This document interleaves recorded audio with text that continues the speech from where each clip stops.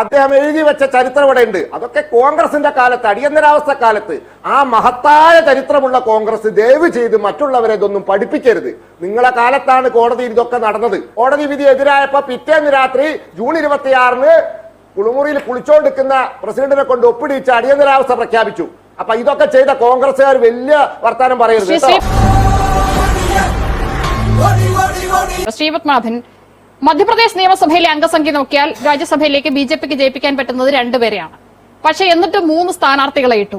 അത് ഈ തിരക്കഥ നേരത്തെ തയ്യാറാക്കി വെച്ചിരുന്നത് കൊണ്ടാണ് എന്നാണ് കോൺഗ്രസ് ആരോപിക്കുന്നത്. ഒന്ന്.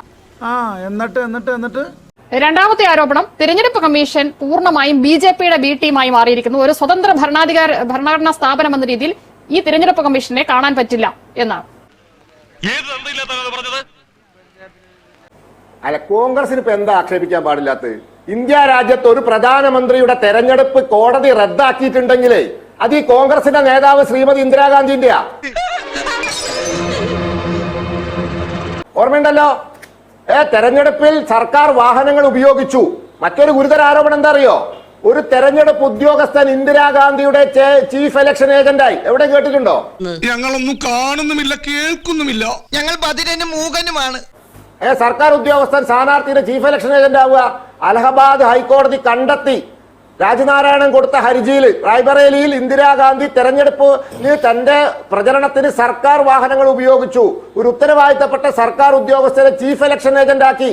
ഇതൊക്കെ തെളിയിച്ചിട്ട് ഇന്ദിരാഗാന്ധിയുടെ തെരഞ്ഞെടുപ്പ് റദ്ദാക്കപ്പെട്ടിട്ടുണ്ട്. ഞങ്ങളുടെ നേതാക്കന്മാരെ തെരഞ്ഞെടുപ്പ് റദ്ദാക്കിയിട്ടില്ലെന്ന് വരെ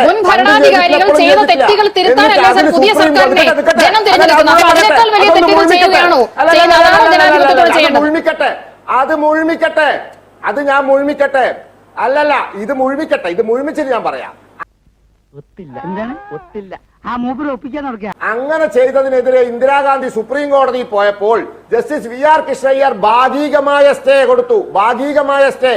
ഇന്ദിരാഗാന്ധിക്ക് പ്രധാനമന്ത്രിയായി തുടരാം, പക്ഷെ ലോക്സഭയിൽ വോട്ട് ചെയ്യരുത്. ഒരു കുഴപ്പമില്ല കോൺഗ്രസിന്, കാരണം 370 സീറ്റ് ഉണ്ട് കോൺഗ്രസിന്. ഇന്ദിരാഗാന്ധി വോട്ട് ചെയ്തിട്ടില്ല, കോൺഗ്രസിന് ഒരു തകരാറ് സംഭവിക്കില്ല. എന്താ ഇന്ദിരാഗാന്ധി എങ്ങനെയാ പ്രതികരിച്ചത്? പിറ്റേന്ന് രാത്രി അടിയന്തരാവസ്ഥ പ്രഖ്യാപിച്ചു. അല്ലേ? നല്ല ഐഡിയ. കോടതി വിധി എതിരായപ്പോ പിറ്റേന്ന് രാത്രി ജൂൺ 26-ന് കുളിമുറിയിൽ കുളിച്ചോണ്ടിരിക്കുന്ന പ്രസിഡന്റിനെ കൊണ്ട് ഒപ്പിടിച്ച് അടിയന്തരാവസ്ഥ പ്രഖ്യാപിച്ചു. അപ്പൊ ഇതൊക്കെ ചെയ്ത കോൺഗ്രസുകാർ വലിയ വർത്താനം പറയരുത്. എല്ലാം കയ്യിന്ന് പോവാ. 2017 തിരഞ്ഞെടുപ്പ് കമ്മീഷന് മുഖ്യ തിരഞ്ഞെടുപ്പ് കമ്മീഷന് പരാതി കൊടുത്തു. ഗുജറാത്തിലെ നേതാക്കൾ ഡൽഹിയിൽ വന്ന് പരാതി കൊടുത്തു. അന്ന് തന്നെ തിരഞ്ഞെടുപ്പ് കമ്മീഷൻ ഇടപെട്ടു. ഇവിടെ തിരഞ്ഞെടുപ്പ് കമ്മീഷൻ ഒരു അക്ഷരം മിണ്ടിയിട്ടില്ല, മൗനം പാലിച്ചു. പിന്നെ എന്താണ് ഈ മുഖ്യ തിരഞ്ഞെടുപ്പ് കമ്മീഷണറുടെ പണി?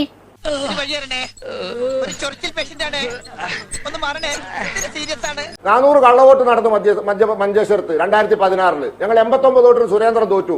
ഞങ്ങൾ കേരള ഹൈക്കോടതിയെ സമീപിച്ചു. ഞങ്ങൾ തെളിയിച്ചു. ഏതാണ്ട് 10-60 കള്ളവോട്ട് തെളിയിച്ചു. ഞങ്ങൾ അങ്ങനെയാ ചെയ്തത്. ഞങ്ങൾ ഗുരുവായൂരും തലശ്ശേരിയും തള്ളിയപ്പോൾ ഞങ്ങൾ മാർക്സിസ്റ്റുകാർ ചെയ്തോണോ ഇലക്ഷൻ കമ്മീഷൻ തല്ലാൻ പോയിട്ടില്ല, റിട്ടേണിംഗ് ഓഫീസറെ കല്ലെറിയാൻ പോയിട്ടില്ല. നിങ്ങൾ ഇവിടെ അടിയന്തരാവസ്ഥയുടെ കാര്യം BJPയുടെ പ്രതിനിധി പറഞ്ഞല്ലോ. എങ്ങനെയാണ് കോൺഗ്രസ് ആദ്യമായിട്ട് തോറ്റുപോയത്? എങ്ങനെയാണ് ഇന്ദിരാഗാന്ധി തോറ്റുപോയത്? അടിയന്തരാവസ്ഥ കൊണ്ടതുകൊണ്ടാ, ജനാധിപത്യത്തെ കൊല്ലാൻ ശ്രമിച്ചത് കൊണ്ടാ. അന്ന് അതുകൊണ്ടാ തോറ്റുപോയത്. പിന്നീട് വരെ അവസരം കിട്ടിയില്ലെങ്കിൽ സംഭവിക്കാൻ പോകുന്നുണ്ട്. ഇവരുടെ വിചാരം ഈ BJP സർക്കാർ എന്ന് പറയുന്നത്, അല്ലെങ്കിൽ മോഡിയുടെ സർക്കാർ എന്ന് പറയുന്നത് കൽപ്പാന്ത കാലത്തോളം ഇന്ത്യ ഭരിക്കാൻ പോവാണെന്നാ. നിനക്കിപ്പോ പ്രശ്നം എന്താണ്? സകല നിയമങ്ങളും ലംഘിച്ച് അല്ലെങ്കിൽ സകല കീഴ്വഴക്കങ്ങളും ഇല്ലാതാക്കി ജനാധിപത്യത്തെ തച്ചു കൊന്നിട്ട് പറയുകയാണ് നിങ്ങൾ കോടതി പൊക്കോ, നിങ്ങൾ കോടതി പോയിട്ട് ജയിച്ചു വന്ന്. ഇത് എവിടുത്തെ ന്യായമാ? എന്ത് ജനാധിപത്യമായത്? അപ്പൊ ഞാൻ പൊട്ടനാ? ഇത്രയും ഞാൻ ചെയ്തുകൊണ്ടിരിക്കുന്നു, ഞാൻ പൊട്ടനാ? നമ്മുടെ ജനാധിപത്യത്തെ നിങ്ങളുടെ കൊല്ലാക്കൊലയാണ്. നിങ്ങൾ ചിരിക്കും. ശ്രീ പത്മനാഭൻ, നിങ്ങൾക്കിത് ചിരിയാ. ഞാനീ പറയുന്നത് ജനാധിപത്യം പുലരണമെന്ന് ആഗ്രഹമുള്ളവരുടെ ഒരാളായിട്ടായി പറയുന്നത്. ചാടി എഴുന്നേറ്റ് പഞ്ചായത്ത് ഗ്രൗണ്ട് വഴി 2 റൗണ്ട് ഓടി ഒന്ന് പോടോ. തെരഞ്ഞെടുപ്പ് കമ്മീഷന്റെ ഭാഗത്തുനിന്ന് മനഃപൂർവ്വവും അല്ലാതെയോ ഉള്ള വീഴ്ച കാരണമോ എതിർ സ്ഥാനാർത്ഥിയുടെ ചട്ടലംഘനം കാരണമോ ഒരു സ്ഥാനാർത്ഥി പരാജയപ്പെട്ടാൽ, തെരഞ്ഞെടുപ്പിൽ ദോഷം സംഭവിച്ചാൽ എന്താ ചെയ്യേണ്ടത്? തെരഞ്ഞെടുപ്പ് ഫലം പ്രഖ്യാപിച്ച് 45 ദിവസത്തിനുള്ളിൽ ഇലക്ഷൻ പെറ്റീഷൻ ഫയൽ ചെയ്യണം. അതൊന്നും എനിക്കറിയാൻ മേല. ഇങ്ങനെ എന്തെങ്കിലുമൊക്കെ പറയുമ്പോഴേ എന്റെ മനസ്സിനൊരു സന്തോഷം ഉണ്ടാവുള്ളൂ. ശ്രീ പത്മനാഭൻ, കോടതിയിലേക്കല്ലോ, തിരഞ്ഞെടുപ്പ് കമ്മീഷനാണല്ലോ തിരഞ്ഞെടുപ്പ് നടത്തിപ്പിന്റെ ആത്യന്തികമായ ഉത്തരവാദിത്വം. ആദ്യം തിരഞ്ഞെടുപ്പ് കമ്മീഷനെ നേരിട്ട് കണ്ട സ്ഥാനാർത്ഥി പരാതി നൽകിയിട്ട് ആ കാര്യത്തിൽ തിരഞ്ഞെടുപ്പ് കമ്മീഷൻ എന്തുകൊണ്ട് മൗനം പാലിച്ചു? തെരഞ്ഞെടുപ്പ് കമ്മീഷണർക്ക് വേണ്ടി സംസാരിക്കാൻ എനിക്ക് സാധ്യമല്ല. എല്ലാവർക്കും രസാണ് ഇവിടെ. അതാണ് ഇന്ന് സുപ്രീം കോടതി പറഞ്ഞത്. ഞാൻ കോൺഗ്രസ്സുകാരനോട് പറയുന്നത്, നിങ്ങൾ ഇന്ന് സ്വീകരിച്ച നിയമപരമായ മാർഗം തെറ്റാണ്. നിങ്ങൾ സുപ്രീം കോടതിക്കല്ല പോകേണ്ടത്. ഇലക്ഷൻ ഫലം പ്രഖ്യാപിക്കുന്നു. ഇന്നലെ 3 BJP സ്ഥാനാർത്ഥികളെ ജയിച്ചതായി പ്രഖ്യാപിക്കുന്നു. നിങ്ങൾ എന്ത് ചെയ്യണം? 45 ദിവസത്തിനുള്ളിൽ മധ്യപ്രദേശ് ഹൈക്കോടതിയിൽ ഇലക്ഷൻ പെറ്റീഷൻ ഫയൽ ചെയ്യണം. അതാണ് നിയമപ്രകാരമുള്ള മാർഗം. അതിനെവിടുന്നാണോ ബുദ്ധി? തലയ്ക്കകത്ത് വെറും മൂളക്കം മാത്രമേ ഉള്ളൂ. ശ്രീ വി പി ശ്രീപത്മനാഭൻ, വളരെ പെട്ടെന്ന് കോടതികളും തിരഞ്ഞെടുപ്പ് കമ്മീഷനും അടക്കം സകല ഭരണഘടനാ സ്ഥാപനങ്ങളും സർക്കാരിന് കീഴടങ്ങിയിരിക്കുന്നുവെന്നാണ് പ്രതിപക്ഷം ആരോപിക്കുന്നത്. എന്തോന്നാടോ ഇത്? എവിടെ നിന്ന് കിട്ടിയോടോ ഈ ഉണ്ടാക്കണേ? അത് 1975 അതല്ല ഇന്ദിരാഗാന്ധി 3 ജഡ്ജിമാരെ മറികടന്ന് 4ാമനെ ചീഫ് ജസ്റ്റിസ് ആക്കിയത്. ജസ്റ്റിസ് ശേലത്തിനെ, ജസ്റ്റിസ് ഗ്രോവറിനെ, ജസ്റ്റിസ് ഹെഗ്ഡയെ മറികടന്ന് ഇന്ദിരാഗാന്ധി താൻ പറഞ്ഞാൽ കേൾക്കുന്ന ഒരാളെ പിടിച്ച് ചീഫ് ജസ്റ്റിസ് ആക്കി. അപ്പൊ തട്ടിപ്പാണല്ലേ? അതുകൊണ്ടല്ലേ 3 ജഡ്ജിമാർ രാജിവെച്ചത്. ഇന്ത്യ ചരിത്രത്തിൽ ആദ്യമായി സുപ്രീം കോടതിയിലെ 3 ജഡ്ജിമാർ രാജിവെച്ച് പോയത് അതുകൊണ്ടല്ലേ. Justice HR Khanna habeas corpus case വിധി പറയുന്ന തലേ ദിവസം സഹോദരിക്ക് അയച്ച കത്തുണ്ട്.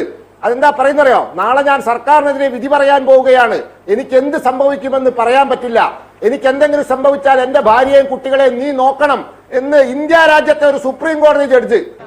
കാര്യങ്ങളൊക്കെ കൈവിട്ട് പോയല്ലോ തിരുവട്ടമാ. അദ്ദേഹം എഴുതി വെച്ച ചരിത്രം ഇവിടെ ഉണ്ട്. അതൊക്കെ കോൺഗ്രസിന്റെ കാലത്ത്, അടിയന്തരാവസ്ഥ കാലത്ത്.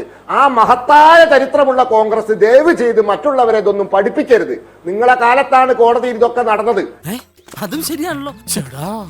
ഇതൊക്കെ സുപ്രീം കോടതി നടന്നത് നിങ്ങളുടെ കാലത്താണ്. അപ്പോ കണ്ണാടി നോക്കുക, കണ്ണാടി നോക്കിയിട്ട് ഇതൊക്കെ ഓർക്കുക.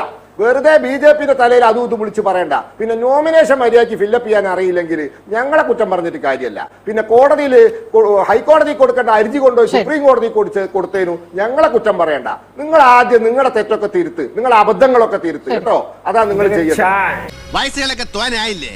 ഇനിയെങ്കിലും ഈ തറ വേലകളൊക്കെ നിർത്തി അവനെ എന്റെ ജോലികൾ ചെയ്ത് ജീവിക്കാൻ നോക്കണേ. അനിയാ പോട്ടെ, അമ്പിമോനെ പോട്ടറ. സാറേ ഒന്നും വിചാരിക്കില്ലേ മക്കളെ, മാമനോടൊന്നും തോന്നല്ലേ?